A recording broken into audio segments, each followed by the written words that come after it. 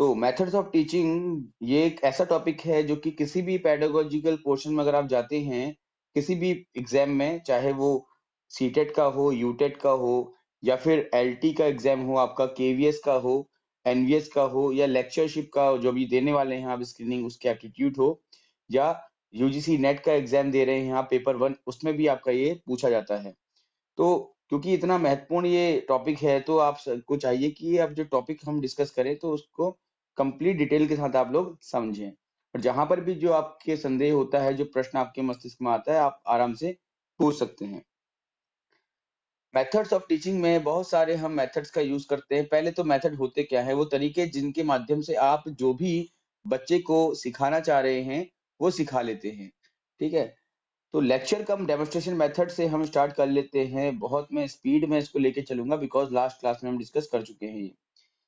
Guidelines for good demonstration. भाई demonstration क्या होता है? जब आप बच्चे को कोई भी टॉपिक समझाने के लिए उससे संबंधित कोई क्रिया करते हुए दिखाते हैं। जैसे कि अगर आपने बच्चे को ट्रायंगल पढ़ाना है तो आप एक त्रिभुजाकृति जो होती है उसको बच्चे के सामने रखते हैं और प्रदर्शन करते हैं उसके हर एक विशेषता का।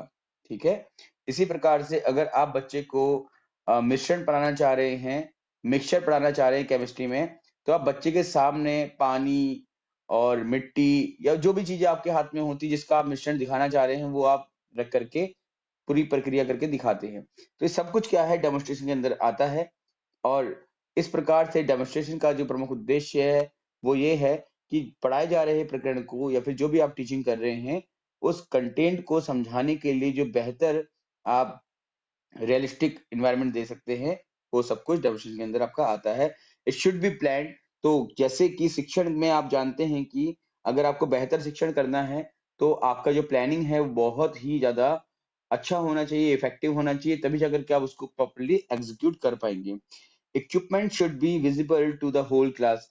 जब भी आप डेमोन्स्ट्रेशन कर रहे हैं तो क्योंकि पूरी क्लास को ध्यान में रखते हुए आपने कंटेंट बनाना होता है। फॉर एग्जाम्पल अगर आप बच्चे को ट्रायंगल पढ़ा रहे हैं तो एक छोटा-सा ट्रायंगुलर फॉर्म जो है उसका कार्डबोर्ड लेकर के आप बच्चों को नहीं सिखा सकते, क्योंकि आपके पास बैठे हुए बच्चे तो उसको देख लेंगे, उनके लिए विजिबल होगा, बट जो पीछे बैठे बच्चे हैं उसको प्रॉपर्ली नहीं ऑब्जर्व कर पाएँगे, नहीं देख पाएँगे।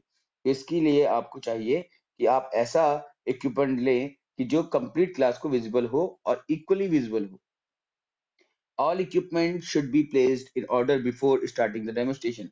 कभी भी प्रदर्शन को आरंभ करने से पहले आपको अपना जो भी इक्विपमेंट चाहिए यूज करना है प्रदर्शन के लिए उनको एक ऑर्डर में रखना चाहिए आपको, ताकि ऑर्डर बाय ऑर्डर आप एक सीक्वेंस में प्रदर्शन कर सकें और बच्चों की समझ में आ सके। Purpose of demonstration should be defined before the procedure. जब भी आप कोई टॉपिक में कोई भी कंटेंट को आप प्रेजेंट कर रहे हैं और उसके लिए आपको डेमोन्स्ट्रेशन करने की आवश्यकता है, तो जो भी आप डेमोन्स्ट्रेशन करने जा रहे हैं, उसके संबंध में जो उसका उद्देश्य है, आप क्यों ऐसा कर रहे हैं, ये बातें आपने बच्चों के सामने रखनी चाहिए। Demonstration should be quick and slick. अब जो आप दिखा रहे हैं, जो प्रदर्शन आप कर रहे हैं, वो बहुत ज़्यादा लेंथी नहीं होना चाहिए, वरना हो सकता है कि बच्चों में बोरिंग हो जाए या फिर हो सकता है कि आप सिर्फ पूरी क्लास के अंदर डेमोन्स्ट्रेशन ही करते रह जाएँ और जो कंटेंट आप पढ़ाना चाह रहे हैं, आप उससे हट जाएँ। तो इसीलिए जो डेमोन्स्ट्रेशन है, वो बहुत क्विक होना चाहिए, जो कि आपकी पढ़ाए जा रहे कंटेंट को की रिलेवेंसी को प्रेज़ेंट करते हुए यूज़ हो जाए। Demonstration should be interesting. प्रदर्शन सदैव रुचिकर होना चाहिए। तो रुचि अगर बच्चा लेगा उसमें तो बच्चा अटेंटिवली उसको सुनेगा, समझेगा और ऑब्जर्व करेगा। Students should be actively participate in the demonstration method. और इस प्रकार से बच्चों का एक सक्रिय भागीदारी आपको यहाँ पे सुनिश्चित करनी चाहिए। Steps of lecture come demonstration method. तो देखिए कौन कौन से स्टेप्स का आपने यूज करना है। स्टेप्स आप कहीं भी किसी भी मेथड के आपको पढ़ाए जा रहे हो तो उनको प्लीज आप लोग अच्छे से पढ़े और बाय हार्ट कर लें, क्योंकि स्टेप्स की सीक्वेंस जो है वो एग्जाम में पूछी जाती है कई बार। तो सबसे पहले आप करेंगे प्लानिंग। प्लानिंग करने के बाद आप जो भी डेमोन्स्ट्रेशन की प्लानिंग करके आए हैं, अब जो भी उसकी रिलेवेंसी है कंटेंट से उसको आप सामने प्रदर्शित करेंगे एंड देन आप क्या करेंगे, डेमोन्स्ट्रेशन करेंगे। अब डेमोन्स्ट्रेशन होने के बाद उसका जो परफॉर्मेंस है, जो प्रोसीजर का, उस पर आप थोड़ा-सा फोकस करेंगे एंड देन जो भी आपने पढ़ाने का प्रयास किया है, बताने का प्रयास किया है उस डेमोन्स्ट्रेशन के माध्यम से, उसे आप ब्लैक बोर्ड में लिखेंगे और देन आप करेंगे सुपरविज़न। एक छोटे एग्जांपल से हम समझते हैं। माना कि आप बच्चों को ट्रायंगल पढ़ाना चाह रहे हैं, तो आपने एक ट्रायंगुलर कार्डबोर्ड लिया और आपने पहले प्लान किया कि आप किस तरीके से उसका प्रयोग करेंगे। इसके बाद आपने ट्रायंगल के संबंध में छोटी-छोटी बातें बच्चों को बताई और देन आपने उस कार्डबोर्ड को दिखाते हुए ये बताया कि ये ट्रायंगल है, इसकी 3 साइड होती हैं, इसकी 3 शीर्ष होते हैं, वर्टिसेस होती हैं, इसके 3 एंगल होते हैं, कोण होते हैं, आदि। तो ये प्रक्रिया आपकी चली एंड देन इसके बाद आपने ये सारी ही बातें जो बताई थी डेमोन्स्ट्रेशन के दौरान ट्रायंगल के कार्डबोर्ड को दिखाते हुए उन सभी को आपने बोर्ड में अपने लिख दिया और अब बच्चा बोर्ड से उसको कॉपी करेगा, ठीक है? इस प्रकार से आपका डेमोन्स्ट्रेशन कंप्लीट होगा। फिर आते हैं हम डिस्कशन मेथड पर। देखिए डिस्कशन की जब हम बात करते हैं तो डिस्कशन के कुछ अपने सिद्धांत होते हैं कि कैसा होना चाहिए, क्या-क्या उसकी प्रक्रिया होनी चाहिए। तो देखते हैं there should be a leader. सबसे पहली बात तो आप जब भी डिस्कशन करेंगे तो डिस्कशन ग्रुप में होता है और जब भी ग्रुप बनता है तो उस ग्रुप का एक ना एक तो कोई नेता होता ही है। तो इस तरह से आपको ये सुनिश्चित करना है कि डिस्कशन के लिए जो ग्रुप आप बना रहे हैं उसका एक लीडर हो, जो डिस्कशन को संचालित कर सके। और निश्चित रूप से अगर क्लासरूम की हम बात करें तो क्लासरूम में जो लीडर है वो हमेशा टीचर ही रहेगा क्योंकि टीचर ही डिसाइड करता है कि डिस्कशन किस टॉपिक पर करना है, कैसे करना है और कब समाप्त करना है, कब उसका निष्कर्ष निकालना है।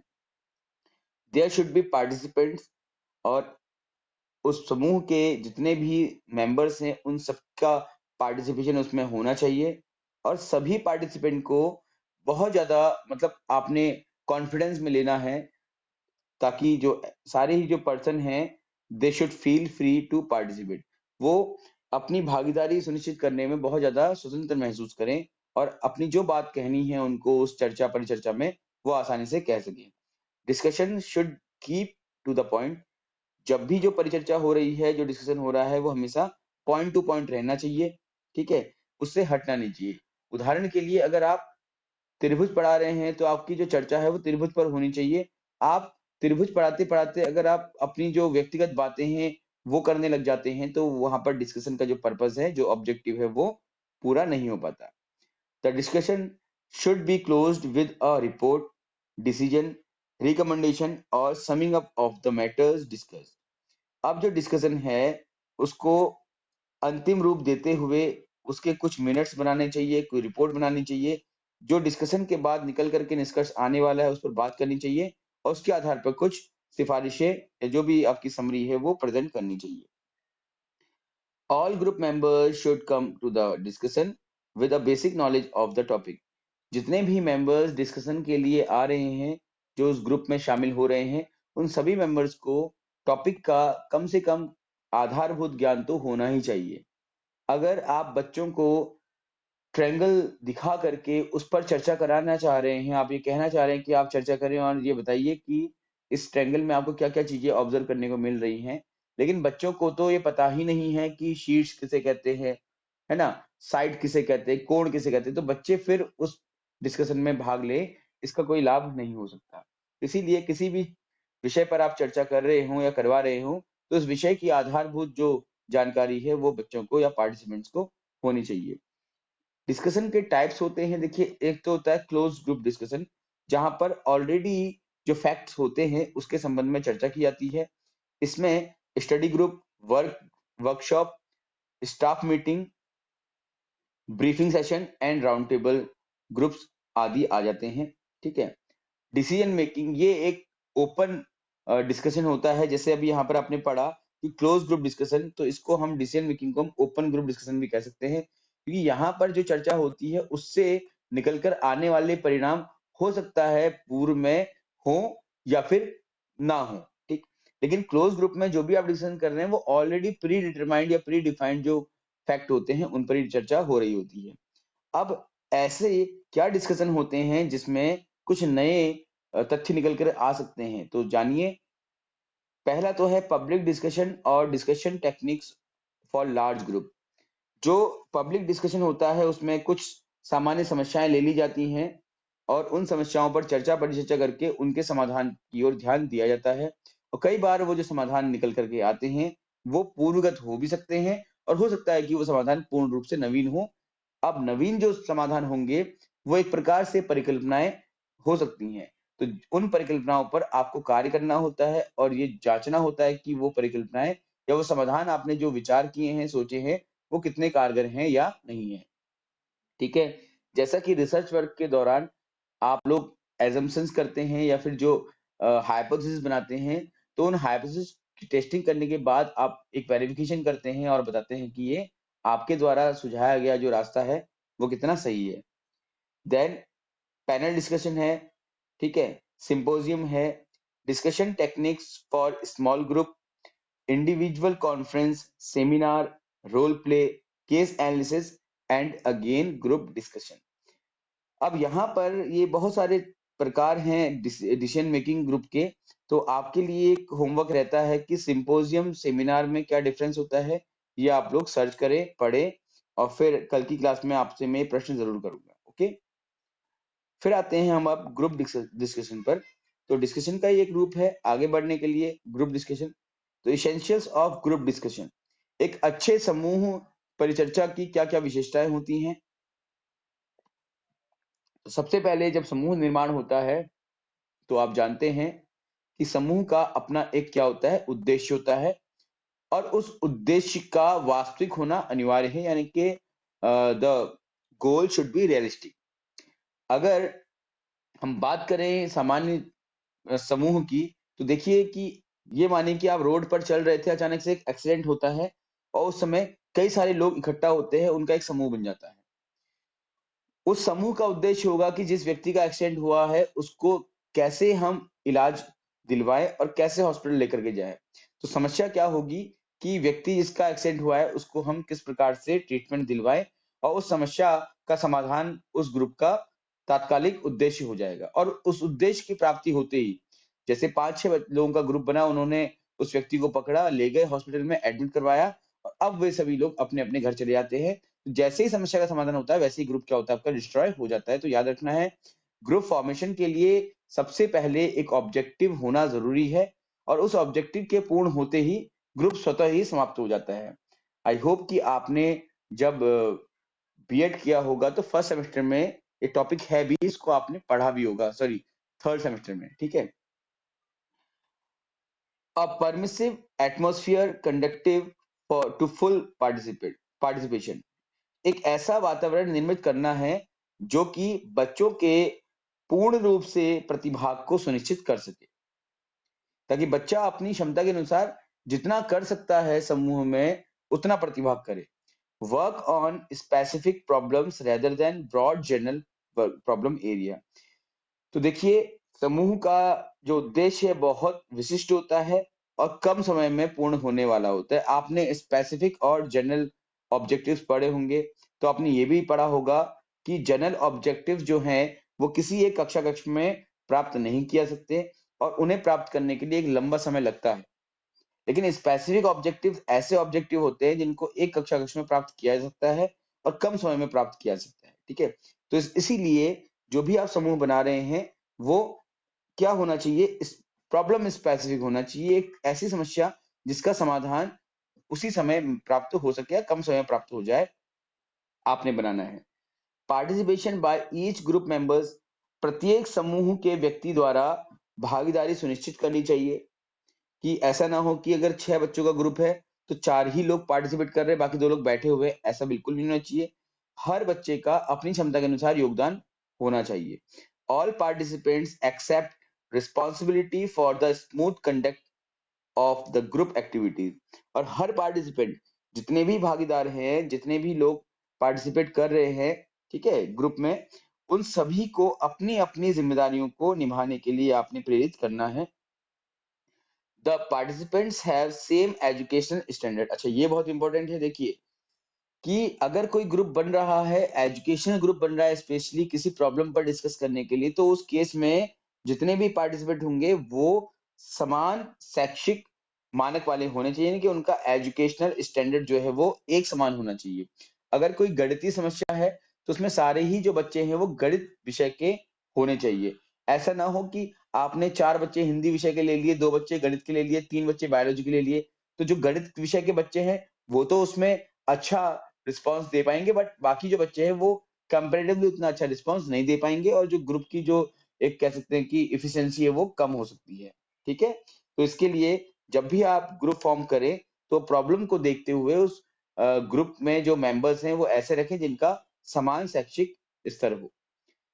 The candidates must be flexible and open to change. जितने भी कैंडिडेट्स हैं वो फ्लेक्सिबल हों और किसी भी प्रकार के परिवर्तन को स्वीकार करने के लिए सक्षम हो। अब यहाँ पर flexible and open to change का क्या अर्थ है, तो जानिए कि भाई कई बार क्या होता है, हम कभी चर्चा कर रहे होते हैं आपस में, तो बहस हो पड़ती है और हम अपनी जिद पर डरे रहते हैं। उदाहरण के लिए वर्तमान में अगर हम बात करें तो कुछ बच्चे हैं जो हो सकता है कि जो बीजेपी है या मोदी जी है उनकी विचारधारा से सहमत हों, और कुछ हो सकता है कांग्रेस की विचारधारा से सहमत हों, राइट? लेकिन वे तब तक समूह चर्चा में एक प्रभावशाली प्रतिभाग नहीं कर पाएंगे जब तक वो आपस में एक दूसरे के जो व्यूज हैं, जो ओपिनियन है या जो विचार है, उनको स्वीकार करने के लिए तत्पर रहें। ठीक है? तो आपने ये सुनिश्चित करना है कि जो बच्चे हैं वो तटस्थ ना हो अपने विचारों को लेकर के। वो विचारों में अगर कुछ उनको लगता है कि तार्किक रूप से सुझाव मिल रहे हैं और सुधार करने की आवश्यकता है, तो सुधार करने के लिए फ्लेक्सिबल भी हों। अब आते हैं नेक्स्ट मेथड पर, that is problem based learning. ये प्रॉब्लम बेस्ड लर्निंग क्या होती है? यहाँ पर हम समस्या बच्चों को देते हैं और उस समस्या का समाधान करते हुए बच्चे अधिगम करते हैं। ठीक है? तो इस प्रकार से इस अधिगम को हम लर्निंग सेंटर्ड भी कहते हैं। और जब लर्निंग सेंटर्ड की हम बात करते हैं तो समस्या का समाधान करना बच्चे का कार्य होता है। तो इसीलिए बच्चे को समस्या वो दी जाती है जो बच्चे की क्षमता के अनुसार हो और बच्चे उसको सॉल्व कर सके, because problem should be solvable. ये तो हम हमेशा कहते आते हैं। तो अगर माना कि आपने एक हिंदी के बच्चे को जिसने गणित पढ़ा ही नहीं है गणित की समस्या दे दी, तो शायद वो सॉल्व नहीं कर पाएगा। तो उस केस में जो समस्या आपने चयन किया है वो गलत है। इसी प्रकार से अगर कोई गणित का छात्र है जिसको हिंदी आती ही नहीं है, उसको आपने कोई हिंदी का पद लिखने के लिए कह दिया या हिंदी साहित्य की कोई समस्या दे दी है, ठीक है, उस पर विचार करने के लिए कहा है, तो शायद वो बच्चा उस पर विचार ना कर पाए। तो कोशिश करनी होती है कि जो समस्या है वो बच्चों के क्षमता के अनुसार आप दें। अच्छा, लर्निंग इज स्टूडेंट सेंटर्ड। अधिगम यहाँ पर छात्र केंद्रित होता है। Student work in small collaborative work. बच्चे एक छोटे किंतु सहयोगी समूह में कार्य करते हैं जहां पर प्रत्येक बच्चा उस समस्या विशेष को दूर करने के लिए प्रयासरत रहता है। Teacher takes part as a guide of learning. Teacher का जो कार्य है वो केवल मार्गदर्शन देना होता है और वो भी तब जब आवश्यकता पड़े। New information is acquired through self directed learning. और जो भी नई समस्या या नई जो सूचना होती है वो बच्चा खुद के निर्देशों द्वारा प्राप्त करता है। शिक्षक के निर्देशों की उसको आवश्यकता नहीं पड़ती है, खुद के प्रयासों से वो नई सूचनाओं को प्राप्त कर लेता है। Learning is driven by challenging open ended problems. और अधिगम इस प्रकार से मुक्त अंत वाली समस्याओं के चुनौतियों को स्वीकार करते हुए पूर्ण होता है। मतलब ऐसी समस्याएं जिनके एक से अधिक समाधान निकल सके उनको हम बोलते हैं ओपन एंडेड प्रॉब्लम। ठीक है? जैसे अगर आपसे कहा जाता है कि बताइए गुलाब का फूल क्यों अच्छा है, तो कोई बच्चा बोलेगा क्योंकि उसकी सुगंध बहुत अच्छी है, कोई बोलेगा कि उसकी जो पंखुड़ियां हैं बहुत नरम होती हैं, कोई बोलेगा वो दिखने में बड़ा सुंदर होता है। तो हर बच्चे ने अलग-अलग विचार दिए और हर विचार क्या है आपका सत्य है।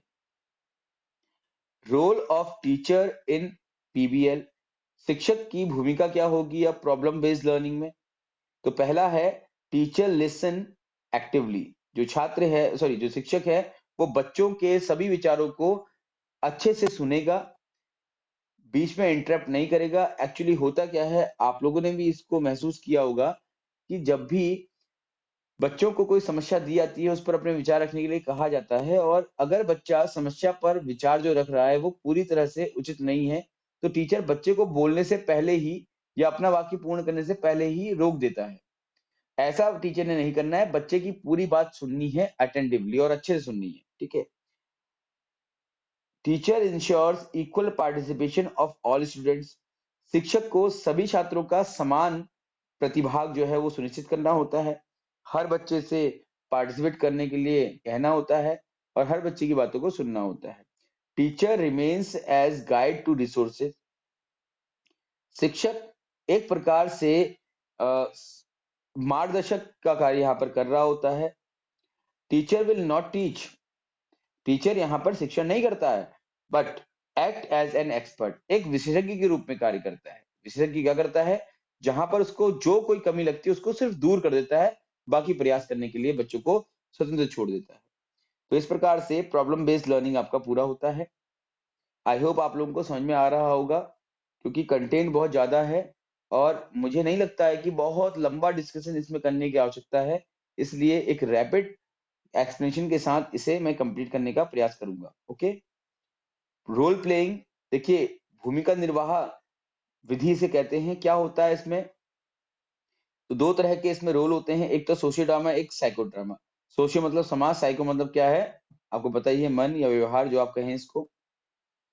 तो guideline for an effective role play, तो रोल प्ले के लिए क्या क्या गाइडलाइंस होती हैं, faculty should plan meticulously for the role play, good scenario can be created by incorporating situations, three stages of role plays are briefing, running and debriefing। देखिए सबसे पहले तो जो भी फैकल्टी है, जो भी शिक्षक है जो करा रहा है ये कार्य, उसे जो रोल प्ले का जो प्लान है वो प्रॉपरली करना है। किस बच्चे से क्या क्या कराया जा सकता है इस पर विचार करना है।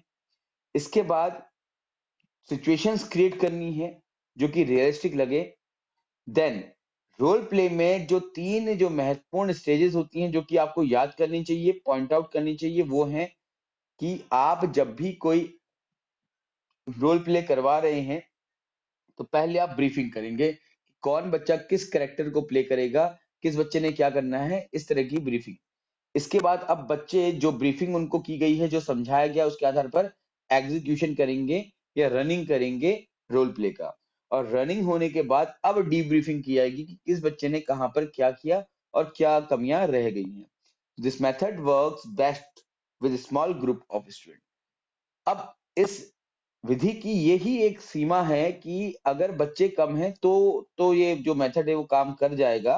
अगर नंबर ऑफ स्टूडेंट ज्यादा हैं तो फिर इस मेथड का प्रयोग हम क्लास में नहीं कर सकते। Student should be encouraged to respond naturally to the role play, और बच्चों को प्राकृतिक रूप से अपने भूमिका निर्वहन करने के लिए प्रेरित करना होता है। फिर आते हैं हम प्रोजेक्ट मेथड पर। प्रोजेक्ट मेथड किसने दिया है आप सब लोगों को पता होता है, किलपैट्रिक ने दिया है जो कि जॉन डीवी के शिष्य थे। तो इसीलिए जो प्रयोजन विधि है इसका संबंध प्रैग्मेटिज्म से यानी कि प्रयोजनवाद से है। तो टाइप्स ऑफ प्रोजेक्ट, तो पहला है इसमें आपका projector type, consumer type, problem type और ड्रिल टाइप। ठीक है, कैरेक्टरिस्टिक्स क्या है गुड प्रोजेक्ट की, एक अच्छा प्रोजेक्ट क्या हो सकता है, एक अच्छी परियोजना क्या हो सकती है। तो देखिए, the project method gives an opportunity to for self expression. तो प्रोजेक्ट मेथड के माध्यम से बच्चा खुद को एक्सप्रेस कर सकता है। जब बच्चे को आप कोई प्रोजेक्ट देते हैं और बच्चा उसके लिए कार्यरत रहता है, तो अपनी जितनी भी क्षमताएं होती हैं, जो जो उसके समझ होती है, उस सब का प्रयोग उसमें वो कर लेता है। A project is a play activity and learners are engaged in carrying out the activity. अब क्योंकि आपको पता ही है प्रोजेक्ट जो है बच्चों के लिए एक प्रकार से रुचिकर होता है, बच्चे उसमें इंटरेस्ट लेते हैं। एक्चुअली बच्चे हर उस काम में इंटरेस्ट लेते हैं जिस काम को खुद कर रहे होते हैं, बट वो करते सिर्फ वो काम है जो उनको अच्छा लगता है। तो इसीलिए हमने ऐसे प्रोजेक्ट बच्चों को देने चाहिए, या कोई भी अगर डिफिकल्ट प्रोजेक्ट हम दे रहे हैं तो इस रूप में देना चाहिए कि बच्चा उसको इंटरेस्टिंग तरीके से समझे और ले। The project method lends itself naturally to group work. और जब भी आप कोई प्रोजेक्ट इंडिविजुअल भी किसी बच्चे को देते हैं तो बच्चा उस काम को पूरा करने के लिए अपने कुछ दोस्तों की सहायता तो ले ही लेता है, या अपने परिवार वालों की सहायता ले लेता है। तो इस प्रकार से कोई भी प्रोजेक्ट जो विधि होती है वो खुद ही समूहों का निर्माण कर लेती है। ठीक है, it is a large unit plan of teaching. और इस प्रकार से ये शिक्षण का एक लंबा यूनिट प्लान हो सकता है, क्योंकि प्रोजेक्ट पूरा करने में एक लंबा समय लग जाता है। और स्पेशली जो प्रोजेक्ट आप डिजाइन करते हैं वो ऐसा होना चाहिए जिसमें बच्चा अधिक से अधिक समाज के लोगों का सहयोग ले, जिससे कि बच्चे के अंदर सामाजिक भावना का विकास हो जाए। क्योंकि जॉन डीवी ने हमेशा जब भी शिक्षा की बात की है तो उसने शिक्षा को समाज का एक अभिन्न अंग बताया है, और समाज के उद्देश्यों को या मूल्यों को प्राप्त करने या पूर्ण करने के लिए शिक्षा को एक साधन बताया है। तो इसी प्रकार से प्रोजेक्ट की जब बात करेंगे तो प्रोजेक्ट का भी अंतिम उद्देश्य यही होगा कि बच्चा सामाजिक मूल्यों का विकास अपने आप में कर सके। The method seeks to have individuals see and understand life in its unity। अब जो ये विधि है वो क्या करती है, वो बच्चे को जो जीवन जीने की जो या समझने के लिए एक अच्छा वातावरण प्रदान करती है। The role of teacher in project method. अब इस प्रयोजन विधि में शिक्षक की क्या भूमिका होती है, तो देखिए आप लोगों को ये चाहिए कि आप कोई भी विधि पढ़ रहे हो उसमें शिक्षक की भूमिका आपको पता हो, क्योंकि एग्जामिनेशन में आपसे शिक्षक की भूमिका के संबंध में अधिक से अधिक प्रश्न पूछे जाएंगे। The teacher has to skilfully guide in selection. तो शिक्षक को एक ऐसे गाइड के रूप में काम करना है कि जो प्रॉपरली क्या करे, प्रोजेक्ट्स को सिलेक्ट कर सके। ठीक है। The student has to be given help when required. बच्चों को जब आवश्यकता पड़े तो हेल्प भी देता रहे। Teacher is likely like a friend with rich mature experience. देखिए जब हम बात करते हैं टीचिंग बिहेवियर की, तो वहां पर शिक्षक और छात्र के संबंध में ये कहा जाता है कि student is less mature personality whereas a teacher is more mature personality. बस इतना ही संबंध उनमें रहता है। तो टीचर एक मैच्योर पर्सनैलिटी है रेदर देन अ चाइल्ड, यानी कि टीचर को अधिक पता है बच्चे से। ठीक है। तो इस प्रकार से टीचर बच्चों के मित्र के रूप में वहां पर भूमिका निर्वहन करे और बच्चों को बिना किसी हेजिटेशन के शिक्षक से प्रश्न पूछने के लिए प्रेरित भी करता रहे। Teacher act as a director. The teacher should be a storehouse of information and knowledge. बड़ा इंपॉर्टेंट पॉइंट है, पॉइंट आउट कीजिएगा आप इसको, कि जो टीचर है वो सभी बच्चों के लिए जिनको भी प्रोजेक्ट वो दे रहा है और जिस विषय में दे रहा है उस विषय की संपूर्ण सूचनाओं और ज्ञान का एक स्टोर होना चाहिए, संग्रह होना चाहिए उसके पास, कि बच्चा कोई भी अगर प्रश्न करता है तो टीचर उसका उत्तर दे सके। इसके बाद हम आते हैं फील्ड ट्रिप पर। फील्ड ट्रिप के संबंध में ज्यादा चर्चा करने की मुझे लगता नहीं कि आवश्यकता है, क्योंकि फील्ड ट्रिप क्या है, आपके एक्चुअल एक्सपीरियंसेस पर बेस्ड जो लर्निंग होती है उससे संबंधित होती है। और इसके माध्यम से आप वैसे बहुत सारा तो सब्जेक्ट कंटेंट कंप्लीट नहीं कर सकते, बट जो भी कंटेंट आप इसके माध्यम से पूरा करते हैं वो आपको एक लॉन्ग लास्टिंग नॉलेज देता है। तो field trip is defined as any teaching and learning excursion at outside the classroom. तो कक्षा कक्ष के बाहर बच्चों को सीखने और शिक्षण की जो सुविधाएं होती हैं प्रदान करता है। टीम टीचिंग की तरफ हम आते हैं। तो मुझे लगता है कि आज जितने भी हमने विधियां पढ़ी हैं वो आज के लिए हमारी इनफ है, तो इस वीडियो में हम इतना ही करते हैं। इसके बाद जो नेक्स्ट वीडियो बनेगा उसमें team teaching, then problem solving method and laboratory method, kindergarten method, Montessori method, heuristic method, questioning method और इस प्रकार के जो विधियां हैं उनको हम करेंगे। तो नेक्स्ट वीडियो हमारा बहुत ज्यादा महत्वपूर्ण होगा, ये वीडियो भी महत्वपूर्ण है। जितनी भी विधियां आपको पढ़ाई जा रही हैं ये सारी इंपॉर्टेंट है, कोई भी इनमें से कम और कोई भी ज्यादा इंपॉर्टेंट हम नहीं मान सकते। तो सारी विधियां आप अच्छे से पढ़िए और कोई भी आपके माइंड में क्वेश्चन रहता है तो आप पूछ सकते हैं, राइट। और कोशिश करिए कि जो भी आप ये वीडियो देख रहे हैं उसका आप वन बाय वन नोट्स बनाएं, क्योंकि कंटेंट पूरा इंग्लिश में है लेकिन एक्सप्लेनेशन कंप्लीट हिंदी में किया गया है वर्ड बाय वर्ड। तो हिंदी माध्यम वाले भी छात्र हमारे जो हैं वो नोट्स बना सकते हैं और अंग्रेजी वालों के लिए तो कंटेंट कंप्लीट है ही। Okay, then thank you all. और आप पढ़िए और कल की वीडियो के लिए फिर आप वेट करिएगा। Okay, thank you.